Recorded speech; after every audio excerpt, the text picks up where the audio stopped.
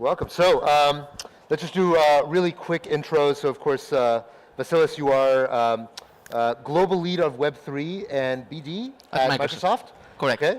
And you are Mo. You are the co-founder of Aptos. Very briefly, I think everyone knows what Microsoft is. Can you describe very briefly what is Aptos and why should the people here care about what you're doing? Yeah, so first of all, thank you all for coming. Aptos is a layer 1 blockchain that was designed many years ago inside of a different entity. It was designed to be a permissionless payments network to support billions of people. And when we looked at everything that was out there in the market, we realized this network needs to exist. We spun out of our parent company, which was Meta, in 2021. In 2022, we launched the protocol. It's built using Move as a virtual machine and its own smart contract language. But today, it's one of the most performant blockchains out there in market with complete reliability, has had no downtime, performance of 30,000 transactions per second with sub-second latency, and a transaction cost a fraction of a penny. And so when you tie all these things together, and if you're an innovator, if you're a builder, or you're a large enterprise like Microsoft, you're going to trust Aptos for your future of Web3. And so we're excited to be out here in market with that. Great. So the reason why the two of you are on stage together is that Microsoft and Aptos recently announced a partnership. And I want to delve a little bit into the details of that partnership. But first I want to ask a question to you, Vasilis, about Microsoft and Microsoft's relationship with Web3. So Microsoft, relative to many of the other big companies in the space, has been relatively quiet about its involvement in crypto. I've seen things from Microsoft about blockchain, but crypto itself, I think you guys have been very careful to get involved. Why is that, and what is it about this relationship with Aptos that made you guys decide to change and kind of do this thing very, very open and publicly? Yeah, I think it's a fair question, and hello again from myself. There are a few things behind that question. So, number one, we did have our own Azure managed blockchain service that we retired a few years ago. But when it comes to Web3, which is more of a denominator for the industry, we took a very conscious decision to wait and see how the market will evolve, right? We didn't want to move fast and break things, right? So we were very conscious also of the fact that we come with a gravitas. We are Microsoft, one of the biggest organizations in the world, with a long history, and with a centralized kind of structure, right? So what is the role of a centralized company, a Web2 giant in Web3? We wanted to wait to see how the market evolves and then enter with a very principled approach. So that's the reason behind a little bit the reluctance to engage very early in crypto. Now we are here. We take a partner-first approach. We do have some first-party solutions, but they're not holistic blockchain solutions. And that's why we always seek to formulate partnerships with the leading Web3 natives. One of them is Aptos. So now I'm moving to the second part of your question, like why Aptos, right? I mean, we are chain agnostic, but also we want to do business with L1s and L2s that really reflect our values and our principles as a company. Aptos is such a company. From the very first moment that I connected with Mo and the team, I knew that they look at the space very seriously. They want to bring innovation in Web3. And last but definitely not least, I'm sure you're going to allude to that point, is they're going to see how they can use AI to take Web3 to the next stage. Microsoft, the last 12 months, is a very AI-focused company, as probably all of you know. So that was, let's say, the angle that made sense for both of us. Interesting. So, the substance of this panel is about the intersection of AI and crypto. And there's been a lot of hype and a lot of big promises that people are making. I want to hear from each of you what aspects of the excitement around the intersection of crypto and AI, what part of it you think is bullshit, and what part of it do you think is we're going to see in the very near future? Mo, why don't you start first? Yep. It's all bullshit unless it's Aptos and Microsoft. Obviously. The way we think about it is there are very serious problems in Web3 and in AI that I think the two of us together can start to solve. And so from Aptos' perspective, we're seeing, we want the ability for users to use natural language to be able to query simply. And we want those queries to be high signal verified information. And so imagine seeing, what is the coolest NFT that's trading? If there's stable coins moving around the world, you can ask, how much stable coins moved around the world. And if they're on chain, on Aptos, you now get those verified results. And that gives a lot of usability to why Web3 is useful for a user. I think the second thing which is interesting for us is, we always hear it's difficult to develop in Web3, especially on some of the projects that have been around for a while. And so how do we make that easier for the Web3 developer and even the Web2 developer to enter into the space? And so this is where we look at GitHub Copilot as an amazing opportunity for Aptos. So if you wanted to write a Move smart contract, or if you wanted to build a Web3 application, you can do that using GitHub Copilot and Aptos together. And so we think that's something that's a game changer and definitely not bullshit. I think the third thing is where the future lies, right?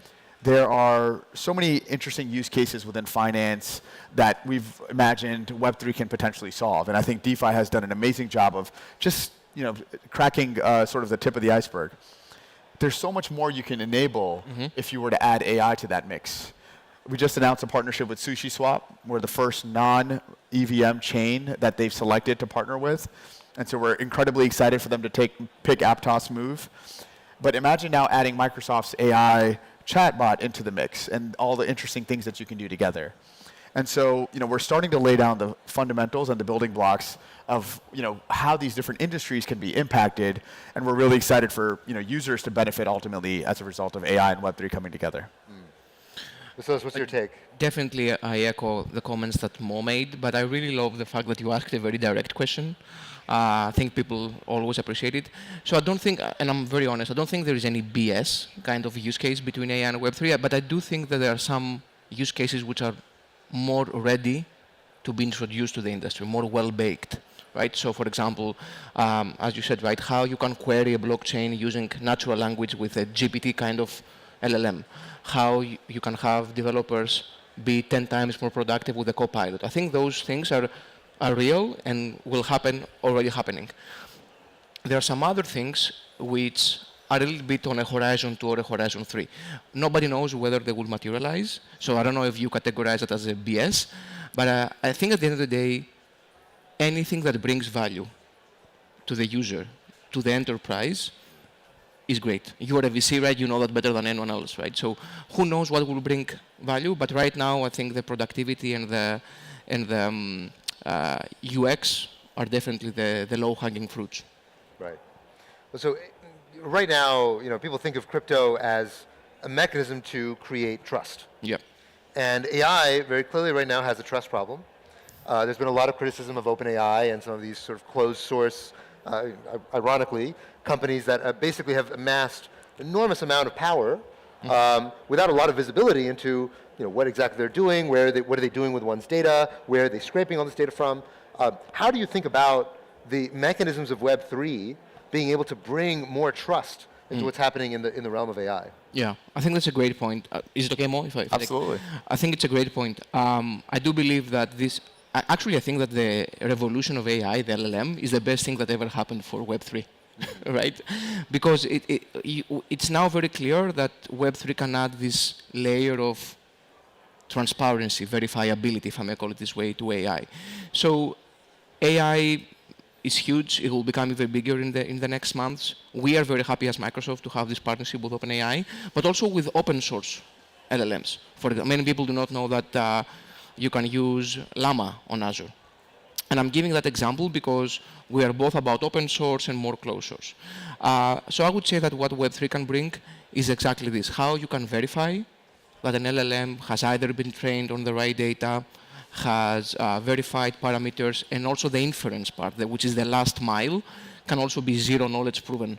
So I do believe that those two technologies will converge very naturally, and they will converge into something much more valuable for everyone. So that's one take. I don't know, Mo, if you feel the same way. I mean, just to add to that, I agree with everything you said. That trust component is a really important one for AI to get right. And this is where a protocol, a blockchain makes a lot of sense. I think, if you want high quality, high signal data, essentially in these models, you can get that from a blockchain, right? Now, what can you do with that beyond just getting access? Now, you're instilling confidence in your searches. From there, you can actually extend that into, well, how do you continuously evolve and grow these models in a more trusted way? You can even start to offer rewards to people that contribute to these models. So imagine, everyone getting paid to contribute to OpenAI somehow.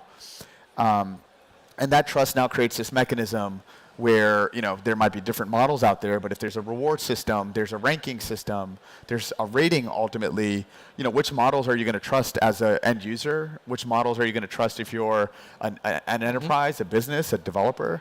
Probably the ones that have reputation, high quality content in there, and you can, of course, solicit that by actually having these reward models. So they create this nice loop of continuous trust that I think will be very exciting for the future for AI. So one of the things that I think in the AI world has been getting a lot of hype lately is the concept of agents. So agents being not just chatbots where you say something and it gives you a response, but rather these agentic AIs that are going out and doing things, right? Accomplishing goals in a free-form way. What do you guys think happens when agents start finding their way onto the blockchain? I don't know, it's a little bit of this token 2049, we're here thinking about the future. What do you guys think happens when agents find their way onto the blockchain? Yeah, I can take this one first. They're agents on the blockchain today, right? Sure, okay, fine. We might call them something different. So there's plenty of activity that exists that we're not sure how to trace it back to a human. I think what actually happens when AI starts to enter into the Web3 world through things like agents, you can have good outcomes. Obviously, you can have some negative outcomes. And so, from Aptos's perspective, we want to make sure that there's proper credentialing. There's so who you're interacting with. There's nothing wrong with interacting with an agent, right? It might actually empower you to do something good, but I don't want to be fooled that I'm interacting with agent versus I'm interacting with Hasib or Vasilis. And so I think that's where Web3 credentialing becomes very interesting, and we're obviously working on that with some interesting partners, including folks like MasterCard. Okay. No, same here. Actually, I don't think it's necessarily bad if you have agents acting semi-autonomously, right, in blockchain. I think you already have them. There are some Telegram bots doing DeFi and all those kinds of things. I think we will see use cases that we cannot currently imagine. So I'm positively inclined to innovation. Now, how you can verify those agents, how you can verify who, if there is a person behind those agents, which LLM is feeding those agents. It goes back to your initial question, Hasib, right? And I think there's another big I would say, trend right now, which is the whole idea of proof of humanity, proof of personhood. How you can verify that someone is a human being, is a unique human being, right? We do have some interesting startups like Wallcoin in that space. But again, intersection, right? Zero knowledge, Web3, AI, those things, in my mind, symbiotic relationship. I don't see them as different things. I see them as amazing innovations so that when you mix them, great things happen. Yeah. So building off that, one of the other concerns I think many people have is the cost of generating synthetic content has been plummeting with the advent of, especially with the video-based generation, image-based generation, audio-based generation. How in the very near future, the next time you hear some, Barack Obama saying something on Twitter, how are you going to know whether it's real or not? Is there a role that blockchain and Web3 can play in a world where synthetic content suddenly becomes incredibly cheap to generate? How do you guys think about that? Yeah, I'm happy to go on this one. So I think synthetic content is actually very interesting in a way that it can be quite positive, right? It can inspire people. It can actually serve as a thought partner. I think the cost of synthetic content going down is actually positive, right? Anyone can now leverage this and in ideally a positive way. Now, of course, you'll have your bad actors, just like any new industry does or any industry does. But I think what Web3 can do is basically help try to solve for that, right? Tying this maybe back to the agent point, right, for a second, I would love for there to be a model that understands Mo deeply. Have an agent that represents me. That agent is verified because I have on-chain credentialing. So you're dealing with Mo's agent, not Mo himself. And maybe that agent has created some synthetic content to respond to Hasib's email, or whatever it may be, right? And so, and that's okay. And I think ultimately the end user needs to get to a point where they feel comfortable engaging with that because there's credentials that this is Mo's agent trained on and synthetic content. You better have a whitelist on your agent because I'm not talking to your agent. It's got to go straight to you, okay? We go straight to each other, obviously. Right, yes, yeah. No, same here. Same here. To be very transparent on a personal level, I am worried about that scenario, about the flood of synthetic content, how it can transform public opinion. It is something I've been thinking a lot about. The utility that blockchains can have is exactly what we discussed before. Putting this stamp in my mind, it's the same when you go to a grocery store and you want to pick an organic fruit. It has a stamp, right? It says it's organic. Now, of course, you have to trust that the person who put the stamp, it's actually organic, and that's what the blockchain does. But I know there is a lot of discussion and public debate about if AI will kill all humans, etc. I think one very valid concern is the synthetic content and how it can change the dynamics in our society. And blockchain could be a solution on that. Yeah, and for that stamp, you're willing to pay more. Yeah. Right? Absolutely. And so you're going to be willing to pay more for a credentialed product that's verified on-chain. And I think the market will basically be demanding this. Right. I mean, it's demanding it today, right, essentially. Fair. So, yeah. That's fair. Yeah. Okay, well, we cannot have a panel talking about the future without mentioning Peter Thiel. So there's a very famous quote by Peter Thiel that I want to get each of your reaction to as we're closing out this panel. The quote is, AI is communist, crypto is libertarian. Do you think this is true? And if so, how do you reflect on how that changes as AI and crypto start to intersect with each other? Love the question. Is it okay if I start? Please. Look, this is a multi-layered question, but I want to be very fair because sometimes words can be interpreted in the wrong way. So I will tell you how I interpret Peter Thiel's quote. Please. I think by communist he means very centralized top-down, and by libertarian he means power to the people, every person has his or her own liberty. That's how at least I interpret it. Because other people may say communist, they interpret it in a different way. So if that's the case, if Peter Thiel means what I think he means, I believe he's partially right, but more importantly, he's correct. So let me explain the difference. He's correct because at least that's how we see the things evolving. We see most AI models being moving towards a centralized model. Right? Microsoft, Google, AWS. So is that communist? I don't think it's communist, but I understand that it's a very top-down approach. Now, crypto libertarian, I understand where he comes from. Again, that's actually what is happening. Many people are entering crypto because they do not have trust in institutions. They want to have self-custody of their assets. I think, though, it's not the ideal state. My ideal state, now I'm talking as Vasilis, and I was reading a book about Hayek, the famous political philosopher, when I was flying to Singapore. I think crypto can be the ideal liberal state. By liberal, from the classical meaning, which is every person has autonomy, self-sovereignty, but we all live in a society where we respect each other and we have common norms. So in my ideal state, crypto is liberal rather than libertarian. But I understand what Peter Thiel said, and having said that many years ago probably, it speaks a lot about his abilities to predict the future, I think. Fair enough. Mo, what's your take? I mean, very beautifully said. I'm American is my answer. Okay.